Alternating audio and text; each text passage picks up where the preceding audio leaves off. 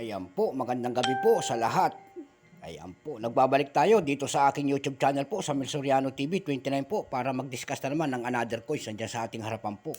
Magandang gabi po sa lahat ng kolektor kung saan kayong panig ng mundo po. Ayan po, special shout out natin ang Tatay Manny Kolektor at saka yung mother ko dyan sa Pangasinan po. Ayan, magpagaling kanay.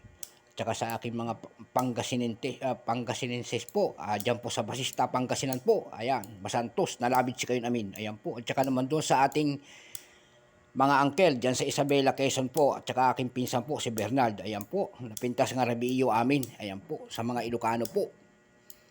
Mayroon na naman tayong pag-uusapang barya. Nagpapasalamat naman pala tayo doon sa ating mga subscriber po. Thank you so much po sa aking mga subscriber po. Yung mga hindi pa po nakapag-subscribe, pwede naman po pakipindot ang ating notification bell para ma-update po kayo. Subscribe para ma-update po kayo sa mga latest ko pang gagawin mga video po about coins. Ang mga presyo ng ating mga coins ay aking dinadetalye dito sa aking YouTube channel po. Ayan. At isa rin po akong vlogger at saka isa po akong kolektor. Ayan. So magandang gabi po sa lahat. Ang pag-uusapan po natin ngayon ay ang pera po ng United States. Yan, kung gaano katindi ang ating United States. So, ganun din katindi ang kanilang mga pera. Ayan. Siyempre, iyan po ay makapangyarihang bansa, Diyos ng digmaan. Ayan po. Kahit sa pera po nila, ayan, nakikita nyo po ang Diyos ng digmaan. Nakikita nyo po ang isang liberty. Ayan, 2019 po. Ayan. Pagkatalikod po niyan, ayan po, $1 po, fine silver. Ayan, nakita nyo na, fine silver. Ganyan siya katindi.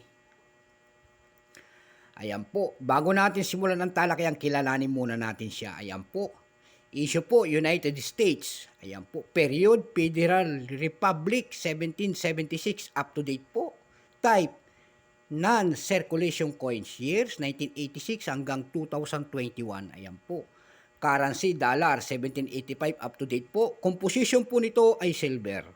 May bigat po itong 31.103 grams. Haba po 40.6 mm. May kapal po itong 2.98 mm. Shape, syempre round. Orientation po nito ay coin alignment.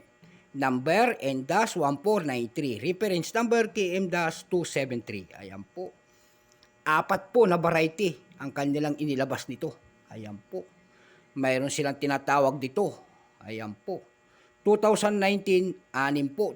Kaya papaliwanag natin mabuti. Mayroon silang inilabas dito na 2019 without mint mark. Ayan po. Mayroon din silang tinatawag dito po na reverse proof. Ayan. Mayroon din sila ritong tinatawag na San Francisco mint proof. Ayan po. Washington uncirculated. Ayan po. At isang W reverse proof. Ayan po. At may W proof. Ayan.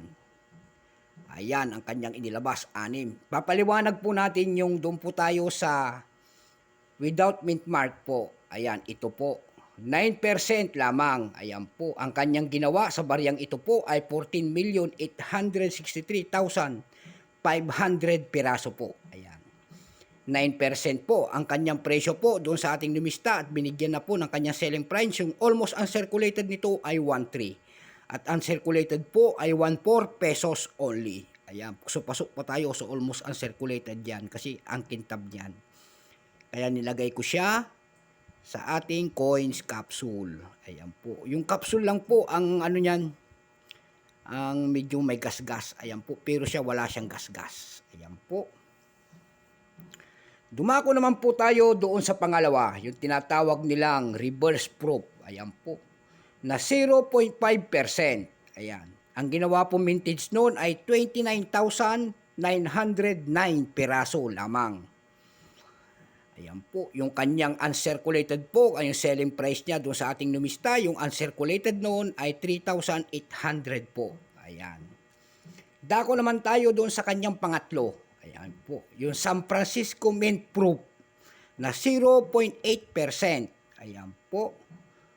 Wala pong mintage kung ilang piraso po ang ginawa, pero mayroon siya selling price doon sa ating numista. Ang selling price niya po doon, yung uncirculated po noon ay 3,100 pesos only. Dumako naman tayo doon sa ating pang-apat. Ayan po, yung tinatawag nilang Washington uncirculated po. Ayan. na 1.2% lamang. Ayan po, wala ring ano po, mintage kung ilang pirasong ginawa. Ayan po. Pero yung kanyang selling price mayroon na doon sa ating numista. Yung uncirculated po noon ay 2,500 pesos. Ayan po. Dako naman tayo doon sa 2019 W reverse proof. Ayan po. Ang ginawang piraso po noon ay 99,715 piraso po. Ayan. Marami rin. Ang kanyang uncirculated po at may price na, ang nagkakahalaga po ng 4,900 pesos. Ayan. Dako naman tayo doon sa last. Ayan po. Yung 2019 W Proof 2. Ayan po. Ang mintage po noon ay 436,724 peraso po. Ayan.